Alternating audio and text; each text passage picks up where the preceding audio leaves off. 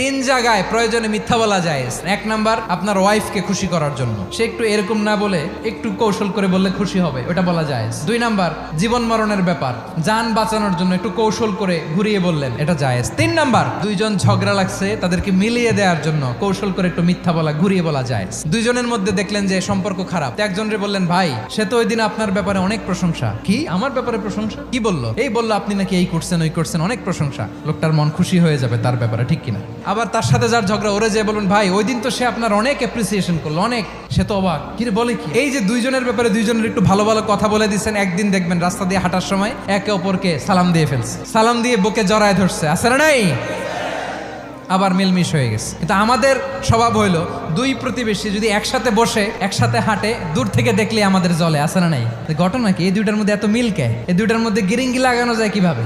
আল্লাহর কাছে তওবা করেন, এই মানসিকতার যেন আমরা না হয়, আমরা মিলিয়ে দিব।